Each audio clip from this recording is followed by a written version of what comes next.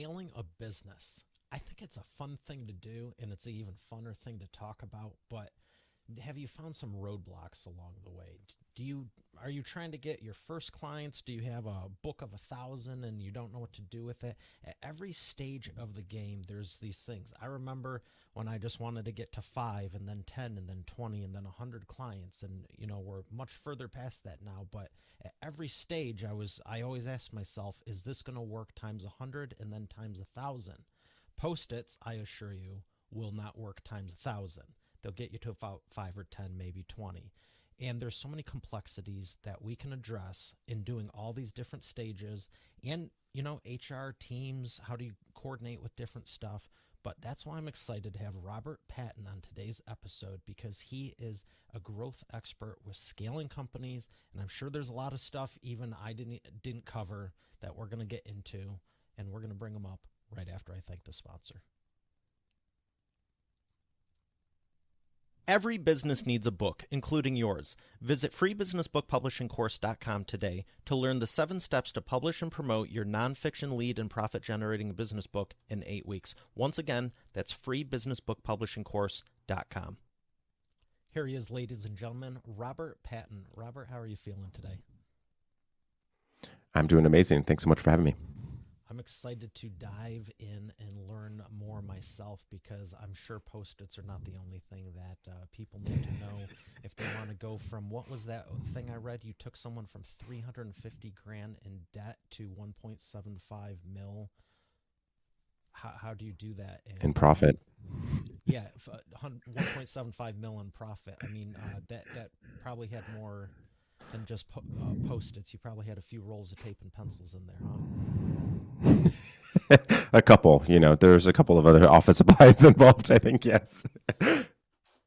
I mean, where do you start with that? Like, do you have to, where do you start? Well, for that particular scenario, and I think that every case is a bit different, but in that particular scenario, the first place I had to manage was get them to cash flow positive. I mean, they were not only $300,000 in debt, they were actually $300,000 negative in their bank account. So I didn't even know that a bank would allow someone to get to that point, and I had to overdraft fee. Yeah. And they had a great relationship with that small business bank that allowed for them to manage it. But ultimately, they needed to get to cash flow positive, and that was the first thing I needed to manage. And they had significant amounts of debt, AP in the rears. So I had to negotiate with vendors, things like that, to allow for them to get to cash flow positive and ultimately buy as much time as possible, so that we had time to ultimately fix everything else that was going wrong within the business.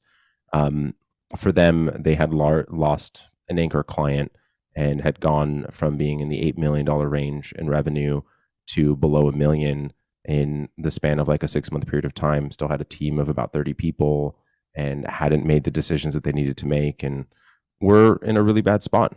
And so it was pricing adjustments, positioning adjustments. How are you going to go about bringing in revenue very quickly? I mean, it was a journey, to say the least. Can you walk us through that? Because I'm just astonished that, I've always seen these shows where it's like they turn around stuff. I mean, that's a pretty, you're talking about a 2.2 million delta that you had to spin around. Mm-hmm. So yeah. You said work on the offers, adjustments, bring a revenue in.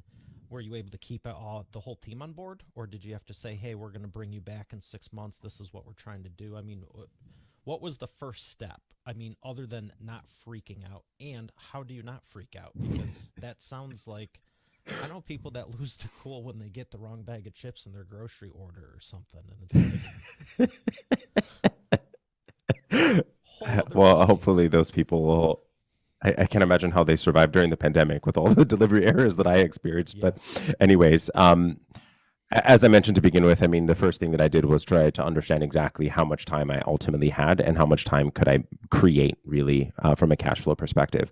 Largely, I was able to get them to cash flow positive in about 45 days with negotiation with vendors. Every single outgoing payment, aside from payroll and basic necessities, keeping the lights on, were completely withheld, and negotiated with everyone from banks with credit lines to their existing sort of fixed term loans were all renegotiated. All the terms were renegotiated, allowing for me to get to the largely to a cash flow positive position. The issue that the agency had was that they the owner had significant relationships so that we could tap his network to be able to bring in revenue rather quickly. But the issue that they were facing, and why I was saying that there's nuance to every story in every business, right? I don't think it's a one size fits all, but for them, the agency owner had quite a significant network and had been in the industry for over 30 years. And the issue that he was facing was that he was looking to sell some substantial size new campaigns, but that with the size of revenue that they were currently at, selling a $2 million campaign to a Fortune 500 was nearly impossible because you wouldn't be able to get past risk. So what we ended up doing was selling a larger campaign, but just a component of a larger campaign. So selling $20, $30, $50,000 deals with becoming an approved vendor within the organization, getting past risk, managing all of that, and then allowing for us to expand the relationship from there. So we sold smaller truncated projects that they weren't used to ultimately selling to then sell the larger deal once we got past that initial risk phase. Okay. So over the course of a 24-month period of time, we grew past $10 million in revenue from that below $1 million line. The biggest component from that really high debt place that they were in was I completely changed the way that they were positioned and the way that they sold, as well as their entire pricing model. So they are in the experiential, so events space. And historically speaking, you've got gross margins that are sub 30%, sub 25%. And I was able to get their gross margins to 68%, which is significantly higher, that allowed for them to be tremendously profitable. So I built a way that we were positioning the campaigns completely differently that allowed for them to be assured that what they were selling, that they had every single expense covered. They weren't a cost plus model shop anymore. It was all fixed bid. And for the industry at the time, that was completely unheard of and allowed for us to really be able to get some substantial margins. Yeah, it sounds like really turn it around. For anyone who doesn't know, could you elaborate on what you mean get past risk? Yep. So within a larger enterprise company, you have the legal department, right? So they've got a risk management team that's looking at the risk profile of any new vendor, any new contract that they're entering into. And so that risk department's purpose is to assess whether entering into this new relationship, whether there's a substantial risk. And when you have a business that has a substantial amount of debt, revenue numbers are not where they needed to be. And it was too much of a percentage of revenue. So anytime you've got a Fortune 500 that sees that they are going to account to more than 30% of your revenue, you're going to be hard stretched or hard pressed to be able to get past that risk assessment team because the risk is too high. They're not sure whether you're going to be able to deliver. If you weren't able to price this appropriately, are you going to go out of business? Are they putting too much money into an area that's ultimately going to cause them undue burden and risk to them? Like you were saying, if I heard you correctly, you said dropped from 8 million down to 1, which is like what, 80-90% loss. So in that scenario prior, the risk would be they were past 30% of the revenue. Correct. So beforehand, it was okay, and they were selling campaigns that were on the larger side, but were no longer in a position to be able to do so because of where they were. But they had largely in the model that they were working with before that cost plus model, that there was, in a lot of instances, it was a cost plus model, but with a cap. So they would go over budget, out of scope, all of that. And largely their margins were razor thin. I mean, industry wide, typically speaking, you're talking in a 5 to 12% on the high end in their net margins. And they were on the low end of that margin. And anytime they made a mistake, it cost them substantially, which amounted to them being in a substantial amount of debt when they then lost that anchor client, which just spiraled from there. That's not a lot of wiggle room. It astonishes No. me when people are like, I'm going to do, and it's basically what I call the Walmart model of underprice everything, and they leave out the component of Yeah, Walmart has a 1%, 2% margin, but they're doing billions in business. If you have a dozen clients or even 100, good luck with 1 or 2%. I mean, even 5 or 10, I'm like, I'm getting anxious hearing that. Mm-hmm. 100%. And It's you said you definitely a got to dangerous game. It's 68%? in their gross margin. So they were above 20, 25%, 25 to 30% net margin, but their gross margin was 68%. Wow. So elaborate more on this because I love this idea. You're saying you took them from instead of selling a $2, $3 million campaign, you broke it up into a series of 10 to 15, 30, 40, $50,000 segments. Correct. So they were in events, right? So what they were doing primarily was focused in the Hispanic. After joining, working with them, they were focused in the Hispanic marketing in activation. So a lot of it was working with CPG products in and sampling, really. So they were going around to Okay. different grocery stores, things like that in the Hispanic market. And so let's say that they were going to work with the Coca-Cola or a Nestle of the world, for example, right? They would sell a component to an activation. So would have no direct competitor to that particular brand and sell a component to that activation rather than an entire campaign that was focused specifically on that brand. So allowing for that brand to get in front of the consumer and experiential and sampling. It's the goal is to be able to influence the consumer at the point of decision, while they're at a store to buy a product rather than buying one, they were buying another because they sampled it and they enjoyed it. And largely, we exactly as you just mentioned and I mentioned is that they were able to sell components to the event rather than the entire event being branded and sponsored by that one brand. Yeah, that's smart. When that long time ago when I actually did modeling and promotional stuff, and remember stuff like that where you'd go into the store and you'd be the promotional models. And this sounds like the back end of it of going, okay, we have new product XYZ. Do you want to try it? Do you want to sample it? Do you want to do this? And whether it was a big event that was in person, like a fair, or it was a country hoedown or something like that, or a sporting event, or inside of a store, it's a great way to do it because, like you said, at the point of sale, hey, have you tried this? No, here's a sample. Oh, here. Did and I bet they were doing the whole, hey, have you tried it? And they put it in their hands. Well, they're not going to give it back at that point. It's in the cart. You just sold it, especially when the register's right there. Exactly, 100%. I mean, and then largely a lot of these events, like we would tour to music festivals and fairs and all Yeah. sorts of things. A lot of it, to begin with, was in front of grocery stores at that point. So, CPG, for anyone that doesn't know. consumer packaged goods. So, what other industries other than the CPG industry have you helped people with? Because I know as a fractional CFO, you could really help anyone, couldn't you? Yeah, I concentrate working with creative agencies. So anyone that's in marketing, campaign development, branding is who I focus on working with. And that's where my career has been now for over 10 years.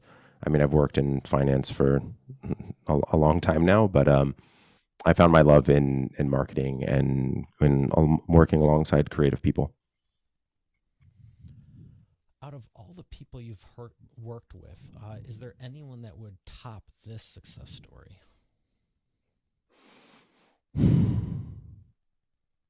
I mean, there's a couple of them that were in that sort of space. So to begin with, at the early stages of my career post working at this agency, I developed a specialty working with insolvent agencies and Mm-hmm. helping them grow past it. So there was other scenarios where another agency that I was working with was in a similar situation, substantially even more in debt, and grew back rather substantially. I worked with them for about 3 years. Um, Going from a place, what the comment that I heard from the owner about 8 months into working together was, Robert, I just want to thank you. If it weren't for you, we would have lost the agency. If it weren't for you, over 50 people would have lost their jobs. And if it weren't for you, I would have lost my house and I likely would have lost my marriage. He was in a really, truly dire strait and was able to grow that business as well, that agency, to substantial profitability and an over 30% net profit as well. Wow, that's incredible. Not just another turnaround, but saving all those jobs and then his marriage and house and everything? Because that's the stuff It that keeps was people up at night. exactly, and that's the thing that gave me the energy to do the work in the first place, right? Then I knew that I was having impact, and what I was doing and what I was laboring over was not only meaningful to the owner, but also to all the employees that worked at the organization as well. Yeah, I don't think there's anyone out there just going, oh, I made 10 million this month. Let's make it, see if we can get another one or two, and they're losing sleep. But when it's like your house, your car, your wife, your business, like everything's on the line. So for anyone listening, that were you going to say something? I'm gonna go for it. I was going to say for anyone listening, how do we help them not get to this point where they're going, this is a complete mess? What can they be doing now? Like, what are a couple things they could be doing now? Maybe even as they're listening to this, going, okay, we need to check the books. We need to fire that person, hire this one, change the offer. Where would you start if you were just someone walked up to you right now and said, here's the problem? Or here's my business. Well, I don't someone is even know if there is a problem. Because it never starts until it's like 3 months in. well, I mean, of course, the career accountant would say this, but I mean, I would say you need to get into the depths of your financials, right? Really understand not only what has happened, and this is where a lot of, especially small business owners that created these insolvent situations, is that they avoided looking at what their financial records really look like, and not only looking back to what has happened a month ago or 2 months ago or last quarter, but looking at what's happening in the future, like what profitability do I have next month, 2 months from now, 3 months from now? And what does that cash flow actually look like? There's so many instances where I've seen businesses just get themselves into really dire situations by taking on debt without considering what exactly is the ROI, what is the plan around that, how exactly am I going to manage this, what impact am I supposed to have? They're in a very sort of reactive mode, and you need to be more proactive about managing where your business is ultimately headed, and not just looking at what happened last month, but looking at what's happening next week, because we can't solve for last month, but I can solve for the future. Do more financial forecasting, it sounds like. Exactly. And then manage things to a budget too, right? Really understand what you should be spending, when you should be spending it, having scenario oriented budgets.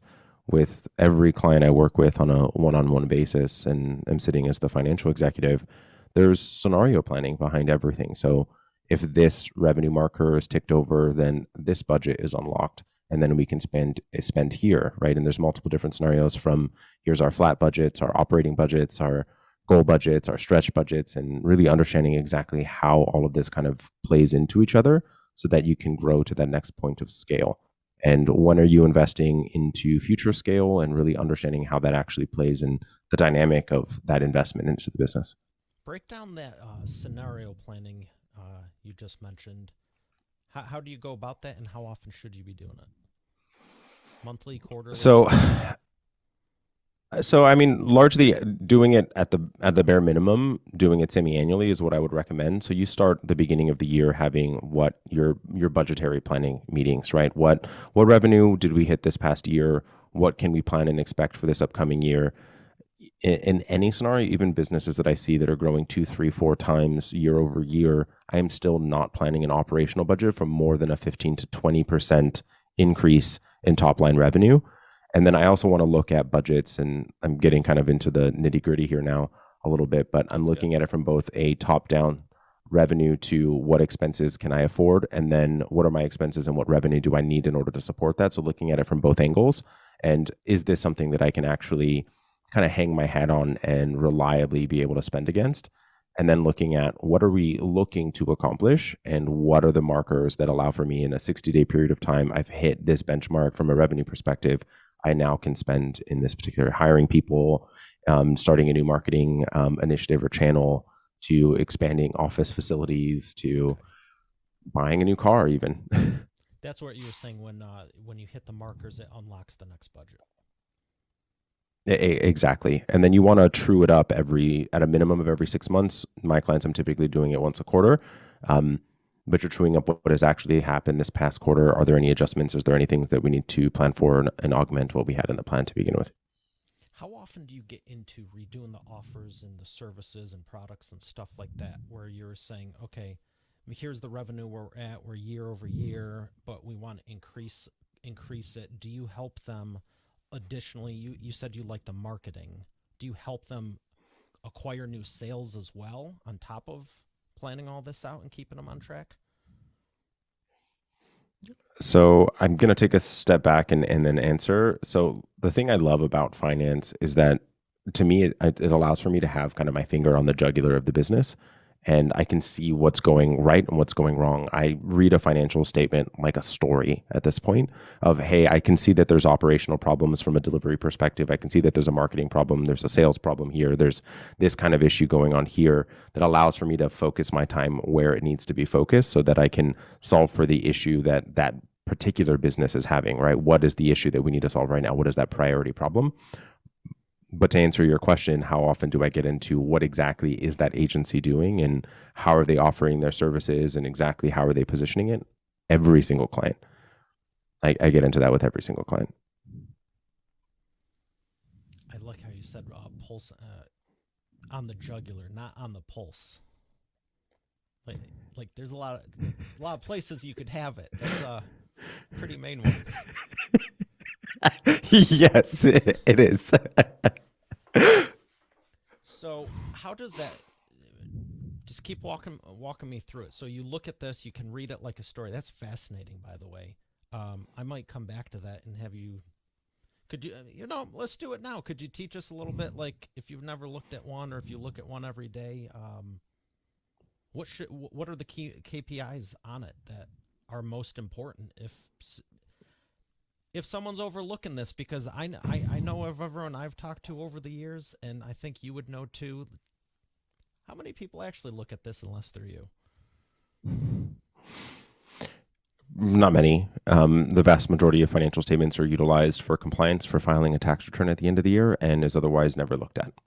And if they do, they're looking at the bottom number and the top number, but nothing else in the middle. And everything in the middle, the financial statement, is where the important information is, right? Say it's like the Oreo donut or something, where it's like, don't escape the custard.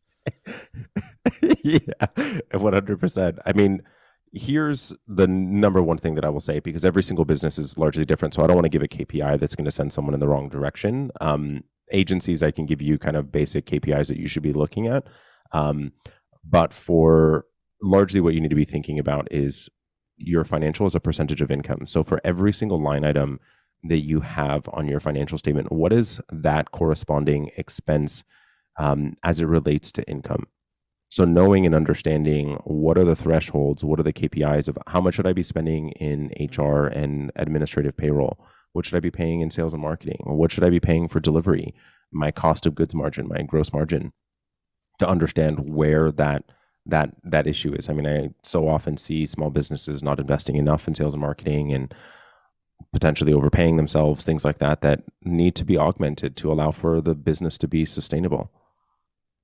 I love that. Thank you for that expert authority insight, because yeah, I've seen people where they get 2, 3, 5, 10 clients, they get all excited, and then they start hiring like 90 people, maybe 20 or 30 or a dozen, whatever. But it just seems like I go, you got there without them, right? Like, why do you think you need, and maybe you need a few, but same thing with the marketing. Oh, we don't have any money for it. Yeah, because it's all in the coffee machine and all this frivolous crap that doesn't add any bottom line and isn't an RPA. Mm-hmm. Can I have a cup, though? That does look good. I mean, it's interesting. Yeah, don't attack the coffee machine. I'm a coffee fanatic, but anyways, yeah. What kind of coffee? Espresso. Yeah. I grew to become addicted to coffee in Italy, so I'm an espresso guy. Okay. The thing that I would say that a lot of people get stuck on what you just described when it comes to hiring people is they're hiring the wrong people very often. So there's this kind of idea, and the item is that they're hiring the wrong person because they're trying to replace themselves, rather than actually looking at what are the components of themselves that largely is the least valuable component to the business today, which is largely and likely the easiest thing to actually hire for. It's the easiest thing to train for. It's the easiest thing to remove from your plate and to delegate. I hear so incredibly often, I don't want to hire people. It's such an extreme pain. And don't get me wrong, hiring people can be, like any person is and can be, and a human relationship can be difficult at times. Um, but often a lot of business owners are trying to replace themselves. And you've got 20, 30, 40, 50 years of experience, and then you immediately go to try to replace your experience with someone else. It's expensive. It's difficult to delegate. They're not going to do it the way that you're looking to do it in the first place, that expert authority that you have, and not recognizing that you're looking for a unicorn. And if that a unicorn exists, they probably started their own business. So they're extremely difficult to find and obscenely expensive. And you're setting yourself up more often than not for failure, and you're spending more than you should. And it's just not scalable. You need to truncate your experience into different components and then hire for pieces of you, not the whole you. I so appreciate that. And I've had multiple people tell me recently that even if you do hire someone and they're good, they're going to take 2 to 3 times longer than you do to do the same thing. And I want to break down, since you're the financial guy, when you say obscenely expensive. Now, there's a lot of people going, oh, you need to invest in yourself and the business and this and this and this and this. But I'm with you that if your company charges 100 or 200 or 3, 4, 500 an hour or 1,000, and you're paying someone more than you're taking in, it's probably not good financial math. No, it isn't. And here's where a lot of people get stuck, especially in the service-based industries, is that, yeah, your load's faster because it becomes muscle memory for you, right? You've done this a million times. It's like the back of your hand. And so you've priced based on you doing it. And then you didn't adjust your price when you hired people. And the thing that ends up becoming a problem is that you're not managing scope as well as you may have before, or you didn't manage it well to begin with. But when you worked those extra hours in the evening and sacrificed your personal life, which I'm not advocating for, by the way, you didn't have an additional cost, right? It was your time that it cost. But when you hire people, there's an actual cost, dollars and cents cost to that. And you never price adjusted for what that actually looked like and made sure that your pricing model works, which is, that's core of foundational elements that I work with every single client is, what is your pricing system? Let's make sure dollars and cents, black and white, does it actually pencil out? And not like, let me this pie in the sky, rosy colored glasses opinion of what time should take, but what does it actually take? And what should we be charging for the amount of time investment we're making into this particular deliverable? How many people do you find are actually tracking employee time to the degree they probably should, and their own, that they're doing it for themselves too, not just holding the golden magic stick over everyone going, you didn't turn in your time chart. You're not doing it as good So I'm probably not going to make... How quick are you doing it? Well, I don't know. I'm probably not going to make a whole lot of friends here. If you're not tracking time, you absolutely need to. And that is a hill I will die on. It is, especially in the service-based businesses, you need to know that is what you're selling, right? It would be akin to you selling, I don't know, these tangible product that I picked up in front of me for those of you listening audio. They know exactly how much every single part to what they're selling costs.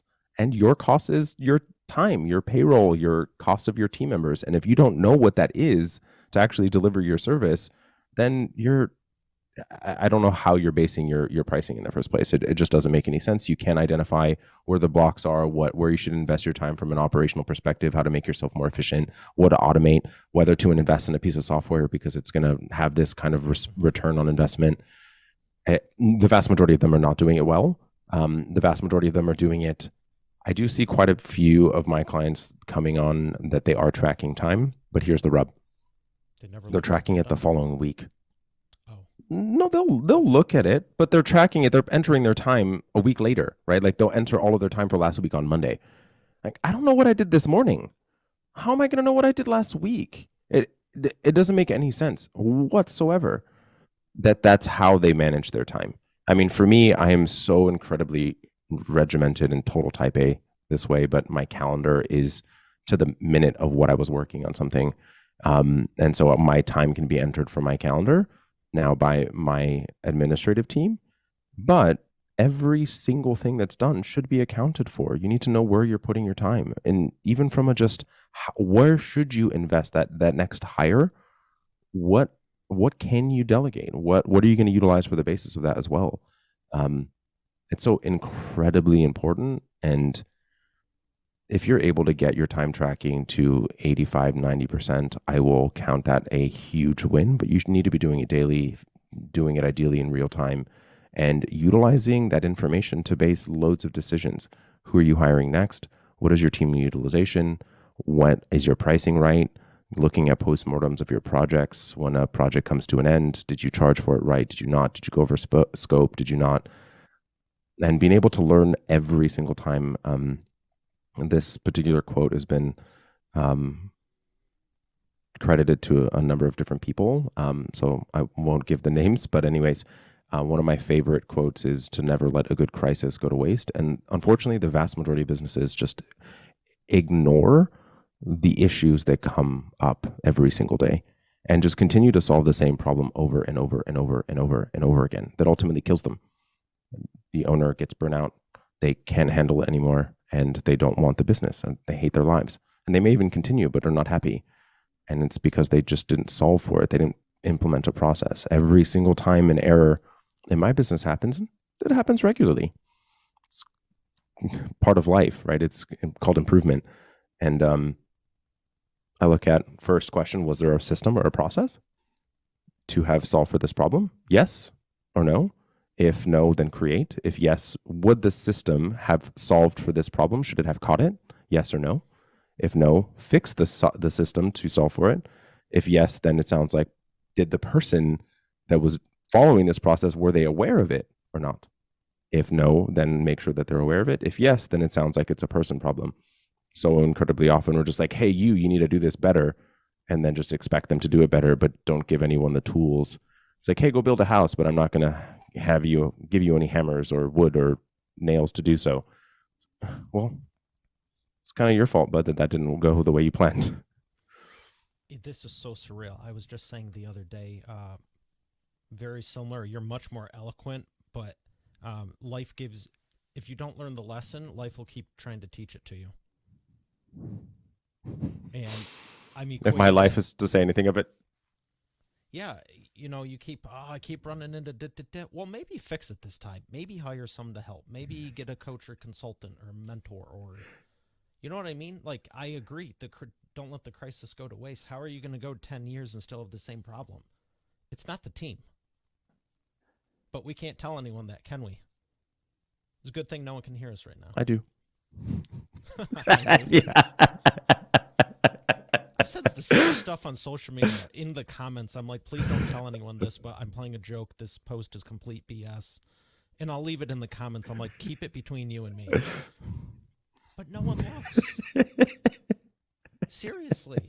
There was something even the other day. I said nothing starts with an N and ends with a G. And everyone's going, nog, nag, nag. And no, nothing starts with an N and ends with a G. And it was like dozens and dozens of people coming up with other words, and a few were like, nicely done. So when it comes to the time tracking and all this, and that's why I asked you that, because I doubt it's above 10 or 20%, just working with hundreds and thousands of people with publishing and marketing ourselves. When I'm asking them certain questions like, hey, who would have this list or who would have that? And I remember one, they're like, oh, we need their phone numbers. I'll be back. And they came back with, I'm like, where's he going? He's like, oh, they're in the trailer out back. What? They had like 30 years of records in like boxes in the trailer out back. I'm like, okay, your assistant's going to hate me, but you're going to love me. I need that digitized. Like, I'll give you 2 weeks. They had no discernible way to even reach the people. So if you're not doing it to bring more money in, track the time for finances. Who would do such a thing? That's crazy. Know your margins and profitability. What do you think? We're running a business here? That's what I was going to say. You took the words right out of my mouth. All right, I got to dive deeper on this. So, when you're looking at the scope of that project, you mentioned doing the post mortem and figuring out what's working and what didn't work. How much should you dive in without, let me rephrase this. What margin of error should you allow and account for? Because I think you and I would both go, okay, we're going to go type A and get the numbers perfect down to the minute. And I'm with you. However, I do realize if something does go over, maybe it shouldn't ruin the whole scope of the project because you're 20 minutes over in the grand scheme of. I'll use us for an example because we started doing more of this for honestly a marketing reason. We do a lot of business Mhm. books, high-end business books for first-class successful entrepreneurs. And everyone's like, "Oh, I can, no one really realizes it takes hundreds of hours to do it correctly. They just think they'll throw up a cover, and I say that because it looks like they literally threw up a cover. Threw up a cover, put some content in there, put it on Amazon, all of this. And they're like, why didn't it do as well as I thought? Well, because you did it in 6 minutes, my friend. I am actively curating the data to go, here's how long it actually takes. And it's eye opening when you do it yourself.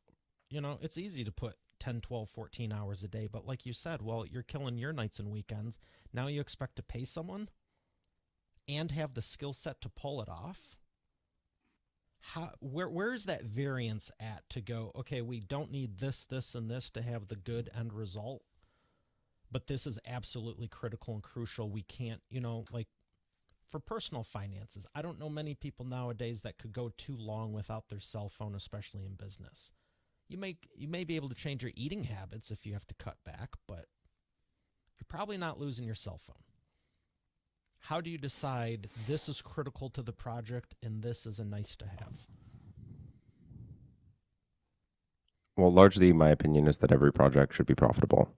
So, what is your minimum margin that you're willing to hit? Right. I mean, largely for me, I would for as someone consulting with a client, I would find it a personal failure to be below 25% net margin Mm-hmm. across the business. But it's a law of averages, really. I mean, yeah, some projects are going to go over, and you have to deliver on what you promised. But then that's a learning lesson, and utilize that lesson to solve for it in the future, right? So how do you copy and paste your best clients, your best projects, and follow that system over and over and over again? And then how do you learn from the ones that ultimately failed? I mean, let's call it within margin of error, right? A 3 to 5% margin of error on every Okay. project. I mean, to me, on the law of averages, I'd want everything to be below margin or below budget. In a 10% ideal, 10 to 20% below budget across the business on the law of averages. I'm not as smart as you in this area. You keep saying law of averages. Please break it down for me and everyone listening. Yeah, It so you gotta sounds be like the important. 80 for the 20, right? Yeah, yeah. So you're gonna take your all the hours that you have across the business. Either you're gonna look at it in the number of projects that went over, and if all of your projects are the same, you can just look at it how many projects went over, how many projects went under, and see where you're actually hitting, or the total number of hours that you have for your business, and understand how many hours did you have budgeted for, and how many hours did you actually go over. The thing that is really important is recognizing both utilization of the team as well as understanding the amount that you're going over. So the vast majority of businesses, kind of in service oriented businesses and agencies specifically, get in this place where they're trying to maximize every single minute of time for their team members. And you need to be in a place where, if you're looking to grow and scale, between a 60 to 70% of their time being utilized so that you have the capacity to be able to grow. The kind of crux that people get stuck in is you're hiring so incredibly late. You just sold a big deal and you need to now hire someone. You're giving them zero time to get onboarded and up to speed to be able to deliver on this work. And the reason being is you didn't have any leeway in what you were charging every other client to allow for that capacity gain, or that latitude in the amount of hours you have available. So what I was saying by the law of averages is just looking at the averages across your entire business. Well, thank you for breaking that down. That is a very succinct way of putting it, and it makes a ton of sense. I mean, I take more of a common sense approach to a lot of things, and it sounds like you're very eloquent, and it makes sense. And I am glad we're able to talk about this because there's so many people. I'm like, I'll just say something like, "How did you think that was going to help you?" Well, I don't know. And you're like, well, here you're using process A, B, or C to figure it out mathematically, statistically, and a whole slew of other things. And I like to joke around, but it's the same reason I like doing books for people because you can take that expertise and make it succinct so people can understand it because ultimately it's empowering. And who wouldn't want to know more and grow more and learn and just not be where they were last year? I mean, that's like personal hell for me. So when you said about don't let a crisis go to waste, it's like that other quote that, don't live the same year 75 times and call it a life. I hate seeing it when people, I hate seeing people who do that. I would say that would be my biggest fear in life is to be the same and not be growing.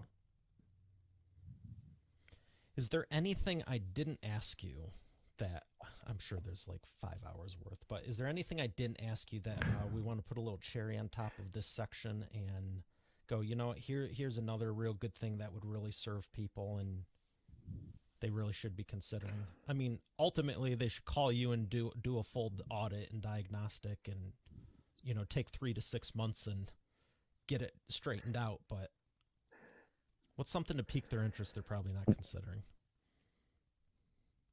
What I would say, I mean, the thing that I always am going to with every client, and again, very analytical mind that I am, everything to me is broken down to a number. It doesn't matter whether it's sales, doesn't matter whether it's ops or marketing, um, to your finances. There's some sort of measurement that you should have on how you're actually performing. How do you know whether what you're working on was successful or not?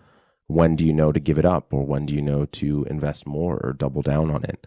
Um, Measure what it is that you're doing, every single activity, whether it's a lead measure, lag measure, but measure it and understand what impact that ultimately has to the business. Wow, great expert authority insight.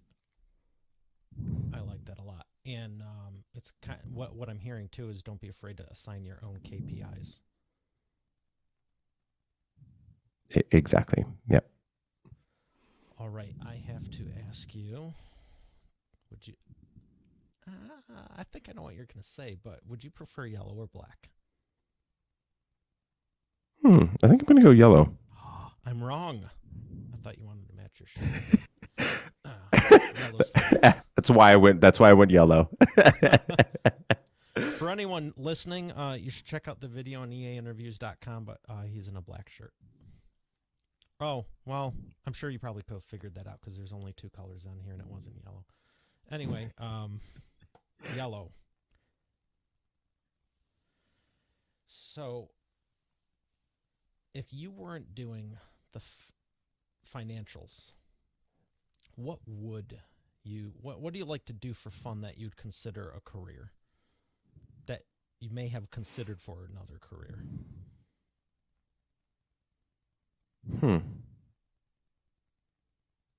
You're obviously awesome. I can tell you, I did try other things, which is why I'm stumped. I went in loads of different directions. My career was quite meandering to begin with. I can tell you what I would want to do next. I don't know what I would do differently now. Does that mean like varied? Meandered? Yeah. Yeah. So I just like I went on a very, very multi-directional path to end up where I am today. Yeah, exactly. Okay. I would, if I had to choose my ideal day, which I do as much as I can, I would spend loads of my life reading as much as I possibly could. I'd love to expand my knowledge. I think that that's how I learn and grow as well as I can help my clients more. But as far as what I would want to do next is I would like to start a nonprofit and have more impact. Money isn't a driver for me anymore. It was for a while, but now I want to be able to give back and have some impact on the world aside from in business. Very nice. One of the latest books we did with Tim, Dental Wealth Nation, it was one of the main things he helps people create more impact too. And Christian LaFair. I had him, I don't know how many episodes. He's been on the show too. He actually, I think his company's Instant Nonprofit. He actually Hmm. helps people set up nonprofits. I'll have to check them out. Yeah, whenever you're ready, happy to make an introduction. That's awesome. And I'm glad I got you because that whole thing, this is supposed to be like, I was like, there's nothing I'm going to ask you in financially related that's going to stump you. Where should I take this? So thank you for the honesty, but I'm glad you had to think about it. We're going to thank our sponsor and come back for the imperfect action round. Every business needs a book, including yours. Visit freebusinessbookpublishingcourse.com today to learn the 7 steps to publish and promote your nonfiction lead and profit-generating business book in 8 weeks. Once again, that's freebusinessbookpublishingcourse.com.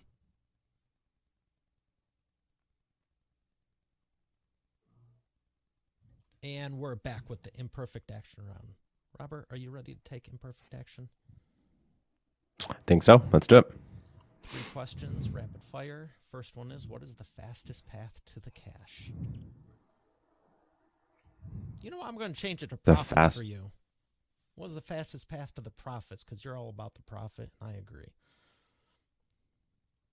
Eliminate the expenses that you have. I mean, the vast majority of people are spending too much. Eliminate as much expenses and waste as you can. Oh, there we go. I'll save it. Number 2, what is the biggest problem you see your prospects making and the fastest way they can fix it? The biggest problem I see my clients make is that they are trying to do what someone else is doing. They're trying to emulate someone else rather than sticking to their zone of genius, knowing why it matters and attracting people that they're meant to work with and being authentic to themselves, that they can work with their soulmate clients if they just owned their zone of genius and live a happier life and not try to live someone else's. Nice. I love that. Number 3, what is the best way to maximize customer lifetime value? Provide as much value to them as you possibly can and be more strategic with them. And don't be a pair of hands. Be an advisor. Ooh. Another great expert authority insight. I have to throw this one in. We didn't get a chance to talk about it, but now we will for at least a minute or two. You just said when you said best-selling author right here.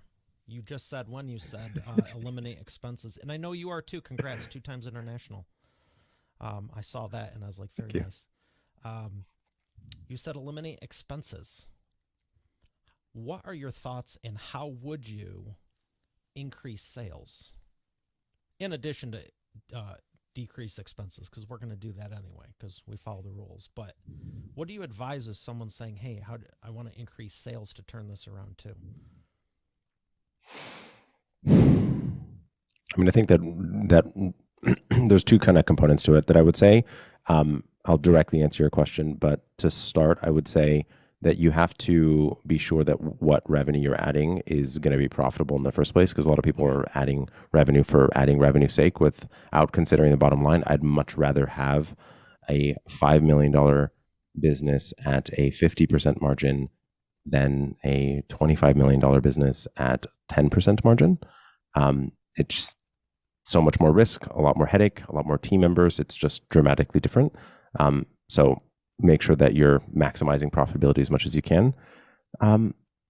If you are wanting to drive sales, get out there more and use your voice, use your expertise to attract your ideal client. It is one of the most effective ways to have someone get to know you.